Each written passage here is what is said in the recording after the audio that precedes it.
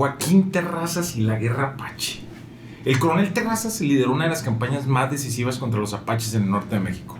Aunque celebrado como héroe, su historia también está envuelta en controversias, pues muchos ven en este conflicto un choque cultural de resistencia y supervivencia, liderando campañas militares que resultaron en la captura de figuras como Victorio, uno de los líderes más destacados de esta resistencia indígena. Hasta la fecha, Angelito, Terrazas es uno de los apellidos de abolengo, diríamos, en el pueblo, ¿no? O sea que todos tenemos esa noción de que esta familia representa poder, gobernadores, etcétera, etcétera. Y este momento histórico, culmen de la resistencia apache en territorio chihuahuense y compartido con otros estados colindantes americanos y vecinos, fue decisiva. Y cuéntanos, Orlando. Sí, fue una de las etapas más cruentas de la historia de Chihuahua. Chihuahua, durante siglos, y bien lo sabes, Gori, fue una isla enorme. De hecho, durante el periodo virreinal se le conocía como las provincias bárbaras. Un lugar al que poca gente se atrevía a venir por los peligros que acechaban en esta región. Perdón, tengo que interrumpirte. Crónica de un país bárbaro es una obligada. Por eso Chihuahua bárbaro, ¿no? Es correcto. Sabía que se era. Y resulta, bueno, imagínense, hoy en día haces 2 horas en avión a Chihuahua, haces 18 horas en autobús de la Ciudad de México. Bueno, el periodo en que no había estas carreteras y que lo hacías a caballo, se hacían 2 meses. 2 meses para llegar a Chihuahua, o hasta 4 si era temporada de lluvias, porque había que esperar que los ríos y los arroyos bajaran sus afluentes. Y bueno, éramos un territorio lejano, muy complejo, y teníamos estos grupos de nómadas del desierto, que eran grupos atapascanos, eran grupos que estaban migrando del norte, desde Alaska hasta esta zona del norte de lo que hoy es México. Y estos grupos, desde antes de la llegada de los españoles, ya estaban en conflicto con grupos que ya estaban asentados. Cuando llegan los primeros españoles, se encuentran con que hay 2 grupos de indígenas. Sí. Algunos que eran dóciles, que fácilmente se adaptaban a las condiciones que traían los españoles, y había otros que no, que por más esfuerzos que ellos hicieran, se mantenían aguerridos y contrariaban a la nueva autoridad virreinal.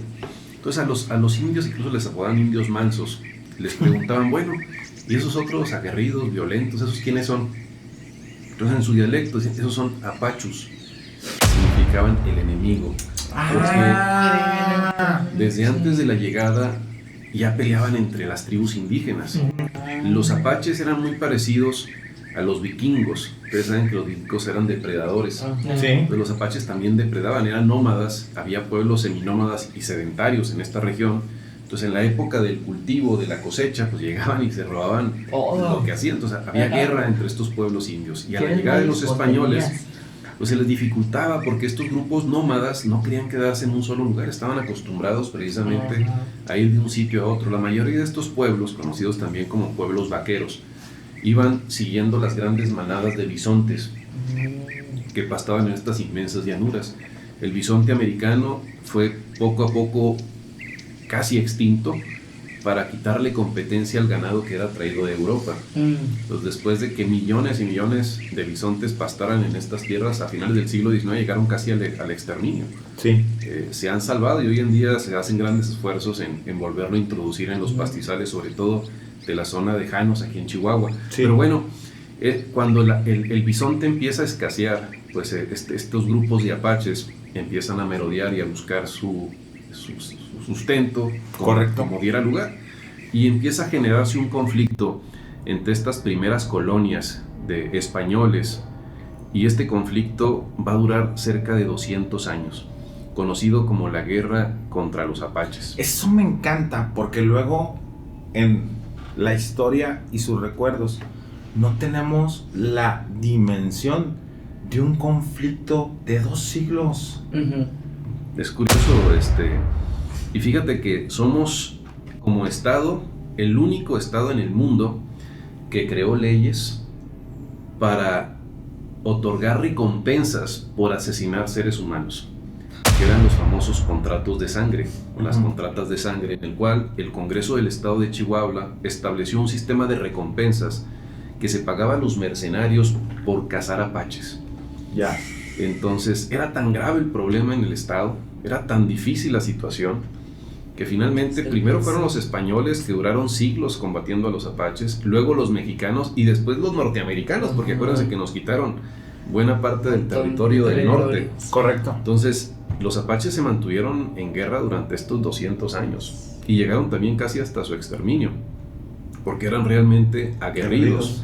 Y bueno, hay una infinidad de grandes líderes apaches. Los últimos 3 grandes líderes apaches tenemos a el indio Victorio, Sí. tenemos a Hu y a Jerónimo, que es el que se rinde, ¿no? A los norteamericanos. Pero el más famoso de estos líderes apaches, al menos en Chihuahua, es Victorio. Victorio se cree que fue un niño secuestrado. En aquellos años los apaches estaban acabando. Entonces, para mantener vivas sus tribus, llegaban a una población, atacaban un pueblo, mataban a los que podían, robaban lo que podían y se llevaban a los niños. ¿Por qué se los llevaban? Para criarlos como apaches. Hay una infinidad de historias de apaches güeros, de todos colores, ¿no? O sea, como los vikingos. Exactamente. Más vale un guerrero y sembrar en él la habilidad. Exactamente. A lo mejor nació indio manso y luego se volvió. Exactamente. De hecho hubo una gran asimilación, porque hace algunos años yo decía, bueno, ¿qué pasó con todas estas tribus? De los sumas, hay un montón de tribus que estaban a la llegada de los españoles. ¿Qué pasó con todos esos pueblos? Porque hoy en día pues conocemos a los rarámuris, conocemos a los pimas, bueno, hay 4 tribus todavía existentes, la más numerosa son los rarámuris. Sí. Pero cuando llegaron los españoles había más de 20 grupos indígenas. ¿Qué pasó con los conchos? ¿Qué pasó? Bueno, resulta que estos grupos de atapascanos asimilaban estos pueblos. Llegaban, mataban a los guerreros y se quedaban con las mujeres y con los niños y los asimilaban a sus tribus. Y si eran guerreros tan legendarios como luego la memoria distorsionada de algunos filmes nos muestra. Fíjate que si eran estos tipos que eran capaces de hacer maniobras increíbles. Eran muy rudos y muy prácticos. Para ellos el líder era el más fuerte, ¿sí? Y no actuaban en gran número, o sea, eran pequeñas partidas de apaches. No se iban a poner a Sansón con las patadas, ¿no? Claro. Llegaban 10 apaches, atacaban y se iban, o sea, no se quedaban a esperarse a darse. O sea, eran muy hábiles en lo que era la guerra de guerrillas. Exacto, una táctica estratégica muy adecuada a la guerrilla. Los que logran de alguna manera controlar el problema apache de una mejor forma fueron los españoles al final del virreinato. Cuando visita estas tierras, algunos enviados del reino español se dan cuenta de que se invierte mucho dinero sosteniendo un ejército en la campaña contra los apaches. Y decían, oye, nos sale más barato darles comida, darles sotol, regalarles cobijas. Una vez al mes manden caravanas de esto y se van a empezar a asentar. Entonces, cerca de los presidios militares se empezaron a crear pueblos de paz. Y estos apaches empezaron a acostumbrarse a estos regalos del gobierno virreinal y empezaron a tranquilizarse. Sí, de repente se salían del huacal, pero ya los ataques eran los menos. Más controlados. El problema fue que cuando se independiza México, esta paz duró cerca de 40 años. México se independiza y vienen los problemas financieros, ¿no? O sea, que los primeros años de nuestra independencia van a ser caóticos y empieza a dejar, no había dinero para seguir manteniendo estas caravanas.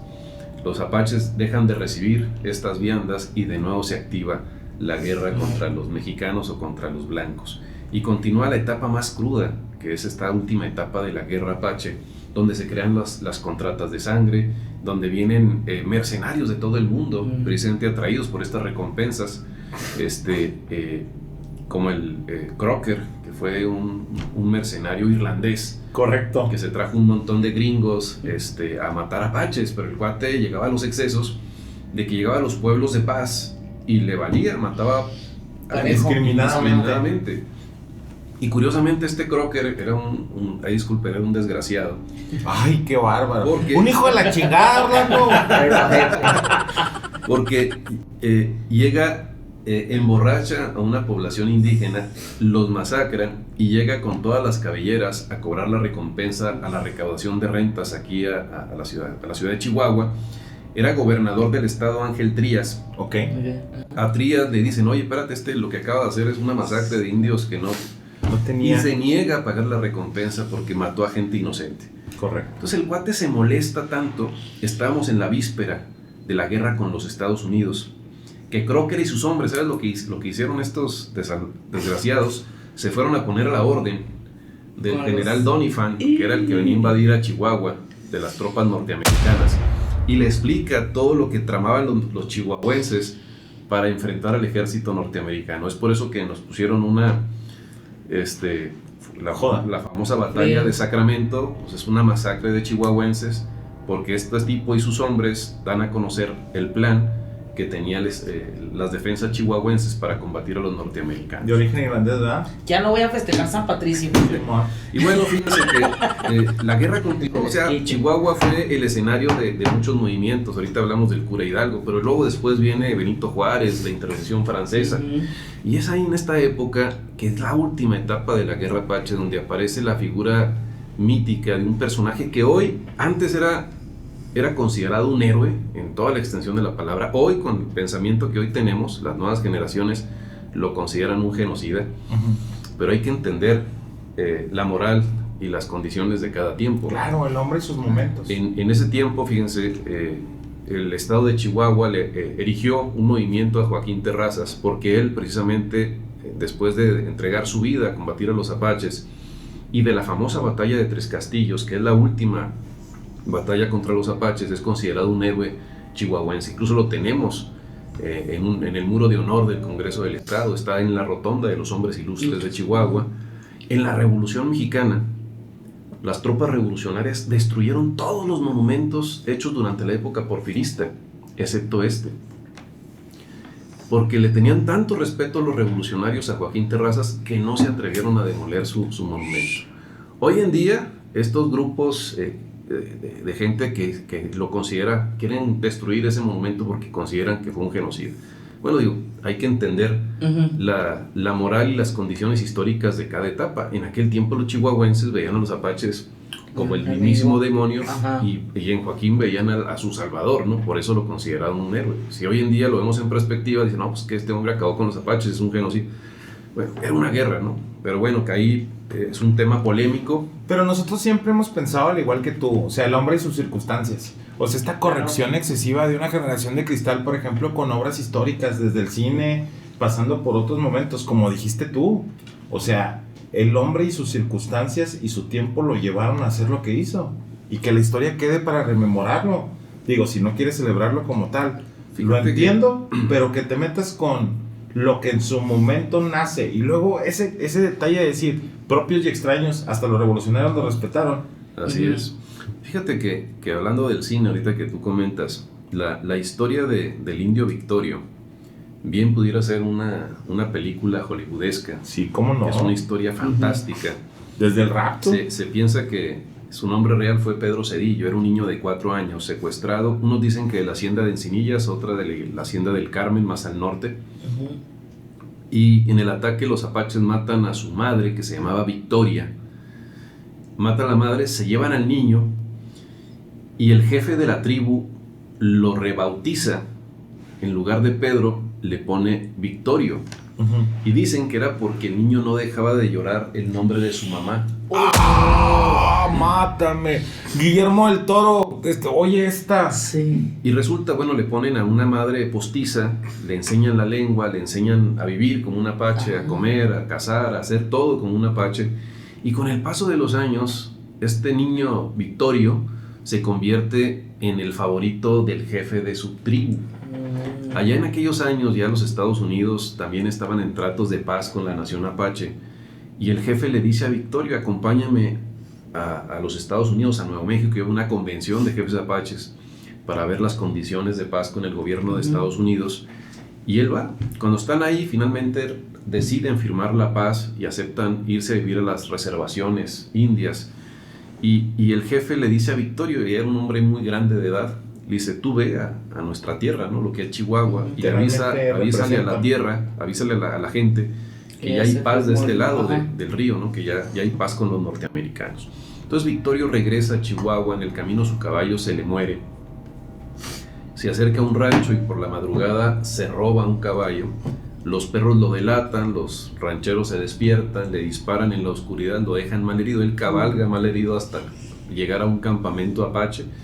Una mujer lo cuida durante varios meses hasta que recupera la salud, Pues así como en las películas, el cuate se enamora de la enfermera. ¡Wow! Tiene todo. Te la estás inventando, Barraza. Que sí.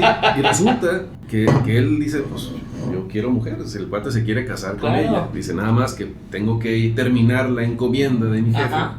Voy a acabar de visitar los campamentos apaches que me faltan y voy a regresar por ti. Llevar el mensaje primero. Entonces él va, cumple con la encomienda del jefe, y cuando regresa al campamento de su prometida, pues resulta que unos días antes había pasado el ejército mexicano y habían masacrado al campamento, incluyendo a la que era su prometida, y la encuentra sin cabellera, porque en aquel tiempo pues, era la forma en la cual cobraban la recompensa, cortando las cabelleras. Y eso hace que él cambie totalmente. O sea, él iba con un mensaje de paz y eso le hace hervir la sangre. Claro. Y es en ese momento que él se convierte en el líder guerrillero del pueblo Chiricahua en Chihuahua. Y se va a convertir en un infierno todo lo que es Chihuahua y buena parte del sur de los Estados Unidos. Victorio, ahora sí que va a llenar de sangre el paisaje desértico chihuahuense y se va a convertir en uno de los personajes más buscados en ambos lados de la frontera. Fíjate que, perdón por interrumpirte, pero hace unos programas hablábamos del camino del héroe, ¿recuerdas? Como una idea sobre la que se construyen muchos de estos mitos que luego pasan al cine. Y hablábamos mucho de estas grandes figuras griegas como efigies en razón de lo que sucedió. Y estás platicando un camino del héroe ejemplar y muy nuestro y muy chihuahuense. Sí, bien, muy interesante. Y fíjate que después de varios años, pues cada vez se limitaba, se acotaba más. O sea, los apaches atacaban de un lado y se iban para el otro, para evitar ser perseguidos por las tropas de un país o del otro. Pero al final, con el paso de los años, cada vez se acotaba más el espacio para moverse.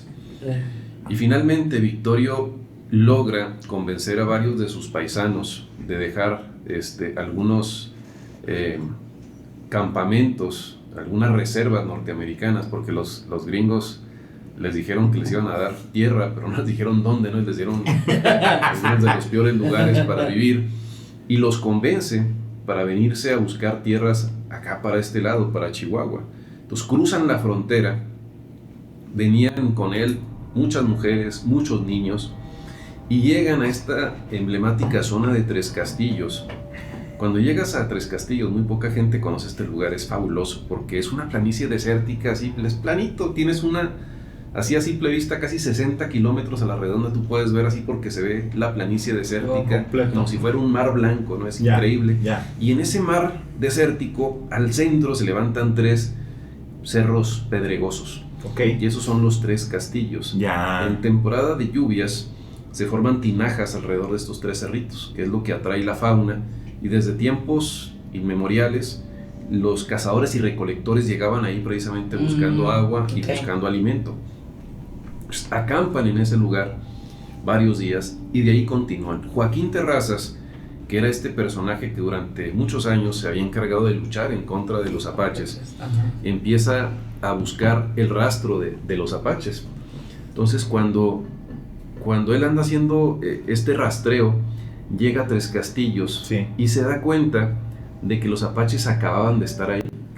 Sube y de lejos ve la polvadera de los apaches que están regresando. Entonces él hábilmente ordena concentrar su ejército a 1 kilómetro de los Tres Castillos, en una zona, era un pequeño cerrito, y escondió a sus soldados atrás. Y llegan los apaches, y es ahí cuando pues, se va a dar esta famosa batalla de Tres Castillos, que acá entre nos te puedo decir que no fue una batalla, fue una masacre. Digo, estás hablando de más de 450 rifleros, que eran de los más recios rancheros de todo el estado de Chihuahua, en contra de cerca de 70 guerreros apaches. Y este hombre viene con ese deseo de buscar un espacio para sus familias, o sea, no venía a hacer la guerra, o sea, le sorprende pues en un estado en el que no estaba preparado. Sí, obviamente era buscado y su cabeza tenía un precio.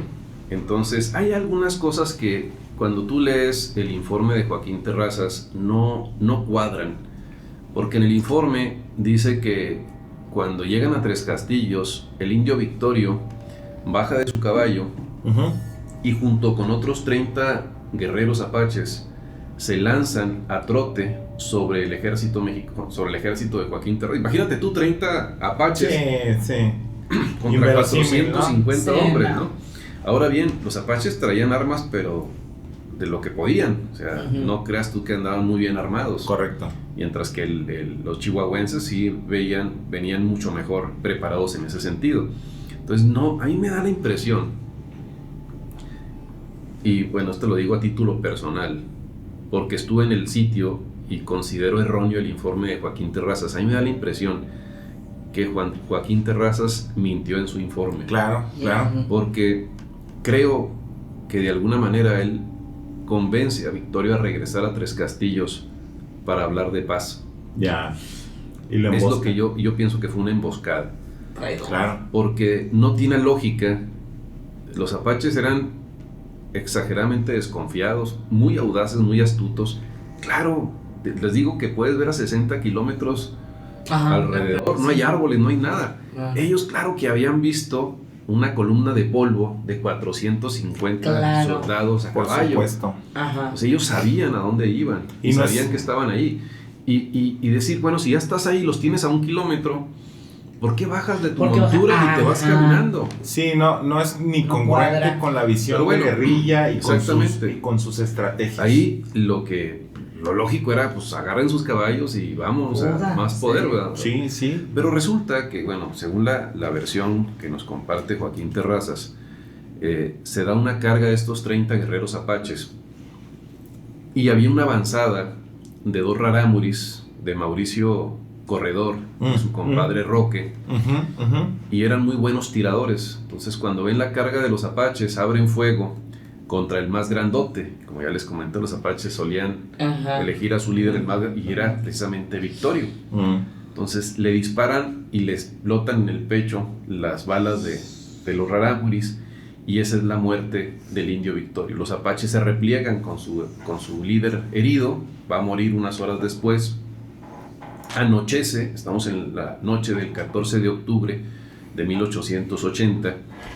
Los apaches lloran toda la noche la muerte de su líder, y en la mañana al amanecer el ejército había rodeado Tres Castillos para evitar la huida de los apaches. Inicia la carnicería, ¿no? Van a matar a cerca de 70 guerreros apaches, cerca de 23 muertos entre mujeres y niños, y van a capturar a más de 80 mujeres y niños con vida, los cuales van a ser llevados a la ciudad de Chihuahua como si fuera un triunfo romano, ¿no? Para celebrar pues la derrota de los apaches. Esta va a ser la última gran batalla, por así decirlo, contra los apaches. De ahí hubo otras muy pequeñitas, pero de aquí viene la decadencia de la lucha apache. Unos años después, finalmente va a caer Jerónimo, se va a rendir a los norteamericanos, y los apaches que quedan pues se van a ir a vivir a estas reservas en los Estados Unidos. Justo es decir también que muchos apaches se quedaron mezclados en Chihuahua. Claro. Muchos de ellos, ante la amenaza del exterminio, adoptan las condiciones occidentales y se convierten en rancheros, en agricultores, en peones. Entonces hay mucha sangre apache en Chihuahua, Claro, hay muchas familias de origen apache. Por eso somos tan chingones y tan tercos. Algo se nos pegó de nuestros ascendientes. Espero que mi esposo esté viendo este capítulo. Así es. Va a estar Flores. Oye, pero ¿qué historia, qué matices? Hay que llevarla al cine. Interesante. Es una historia muy interesante, muy bonita.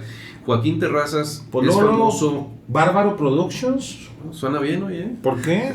¿Por qué no? Un libro. O sea, es que está muy Producciones bárbaras. Sí, digo, yo sé que eres de buena pluma. Tienes que escribir mucho de esto que has investigado. Sí, son cosas muy, muy interesantes.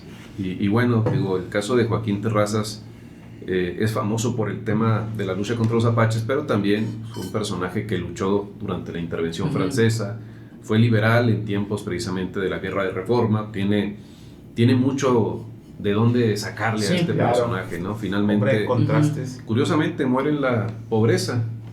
Él, unos años después de esto que te estoy platicando, por un accidente se disparó en un brazo, lo dejó inhabilitado para continuar trabajando en el ejército, y él finalmente pues muere en la pobreza. Contrario a él, su primo hermano Luis Terrazas se va a convertir en el hombre más Más acaudalado y acaudalado. más De la rico Riña de de la Chihuahua. historia de Chihuahua, ¿no? Ujú. Este famoso personaje que cuando él iba a la Ciudad de México y le decían, oye, ¿usted es de Chihuahua? ¿Él qué decía? No, Chihuahua, No, Chihuahua es mío. Y mucho de esta fortuna se le debía a su primo. Bueno, ¿y hermano. cuándo Victorio pidió fuego contra el vato este? No, es una frase que yo recordé, porque déjame te digo la anécdota que mi padre nos la contaba cuando éramos niños y quería preguntártela en este contexto, pero no sé si es Ju el que lo refiere. Ay, me encanta esa Que historia. dice, tú, Joaquín traicionero maldito, y para ti, capitán gordo, perdón, fue al azar, no balazos, no cuchillos, no lanza, no flechas para ti, hombre. Fíjate que es una de las historias más intensas. A la muerte de Victorio, Ujú. el mando de los chiricahuas, que eran dentro de los apaches los más Fuertes. fuertes, los más aguerridos, Ujú. Sí, lo obtiene Ju. Mm. Ju, hay muchas versiones, era de estos líderes el más grande, el más robusto, el invencible se le conoció porque nunca fue derrotado en combate. wow. Este capitán chiricahua se venga de la muerte de Victorio atacando varias poblaciones después de 3 castillos. Ok. Pero de alguna manera había sido toda una vida en guerra. Él quería la paz y él añoraba sus montañas azules, como le llama a la Sierra Madre Occidental, lo que es Ya. la Sierra Tarahumara. A la altura de Casas Grandes Sí, se levanta esta sierra hermosa. Ujú. Pues a él le gustaba mucho, a él le amaba sus montañas azules. Él quería llegar a firmar la paz con México, no con los Estados Unidos. Ujú. La quería con México porque estos apaches fueron incluso bautizados ujú, en la Ok. iglesia católica, tenían nombres castellanos, Ujú. sabían hablar el español, ¿qué? habían sido educados en cierta medida por franciscanos o por jesuitas.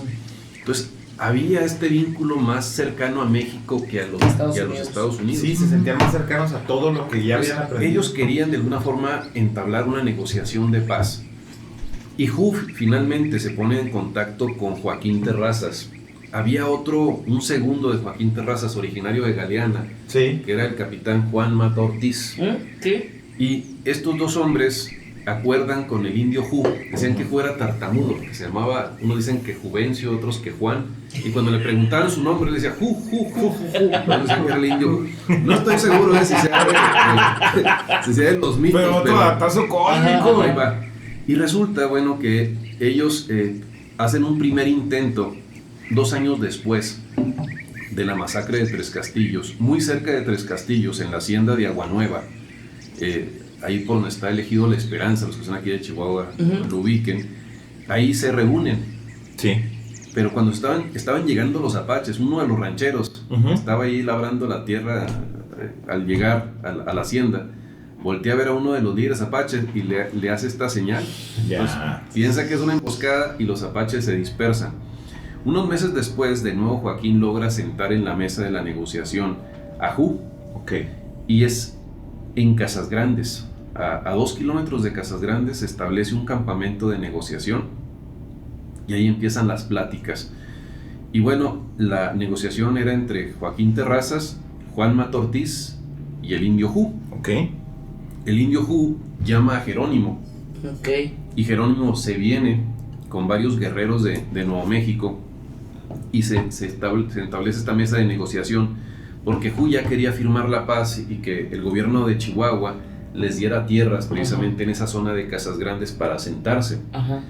Y resulta que en ese tiempo el comandante militar del estado, que era el señor Carlos Fuero, otro famoso militar de la época de Benito Juárez, le manda carta a Joaquín Terrazas y le dice, oye, pues aprovecha, pues ahí los tienes, acaba con ellos, o sea, no. y le da la orden de atacar el campamento apache y acabar de una vez con los apaches, de una vez por todas.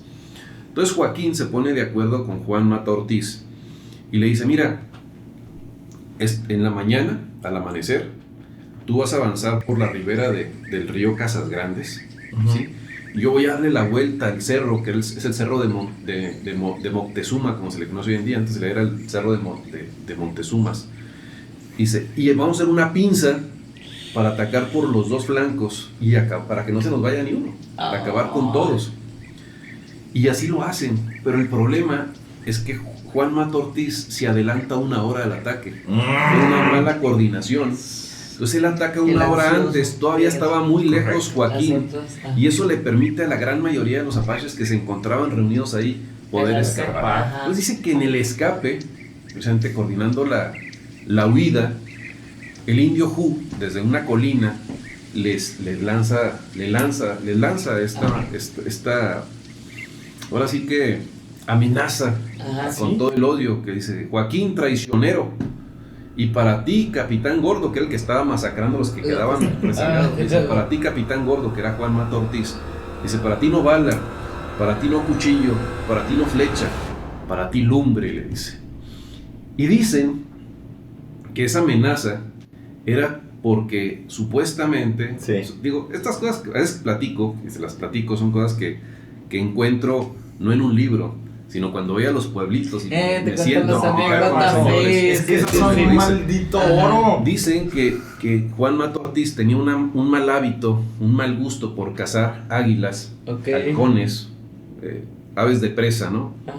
Las agarraba y por las noches las rociaba de petróleo, de aceite, les prendía fuego y las soltaba para verlas volar ardiendo.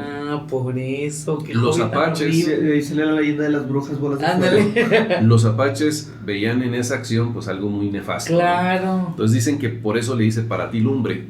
Y se lo cumple. Unos meses después, muy cerca de Casas Grandes está el pueblo de Galeana. Sí. Y a unos cuantos kilómetros de Galeana estaba el rancho de Juan Mata Ortiz. Correcto. Juan Mata Ortiz se encontraba en Galeana cuando llegan sus caporales a avisarle que esa mañana una partida de 10 apaches atacaron el rancho, mataron a uno de los vaqueros y se robaron el ganado. Entonces dice Juan: no, pues, son 10. A por ellos. Busca 20 voluntarios. Claro. Y se van tras los apaches. Pues van con ganado, los vamos a alcanzar pronto, ¿no?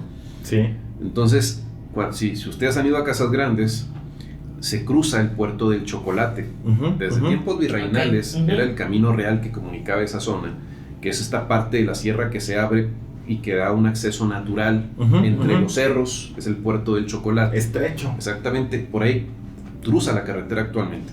Entonces, cuando él va con sus hombres, empieza a ver así como vestigios de cabecitas y de que pues parece que no son nomás 10. Entonces sus hombres empiezan a acobardar. Y Juan Mata Ortiz le grita a sus hombres: aquellos que hayan olvidado, se hayan puesto por error las enaguas de sus mujeres, les doy permiso que vayan al pueblo a cambiarse las haciendas. Y les dice. Y es ahí cuando empiezan los disparos. Entonces empiezan a darse cuenta que están siendo ampliamente superados. Había sido una emboscada precisamente de Hu.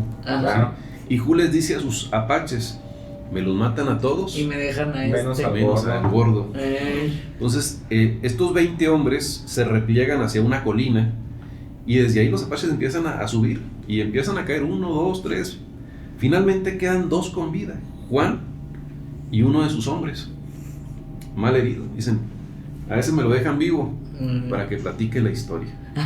Y a este otro le hacen una pira y en la cima de ese cerro le prenden y lo queman vivo.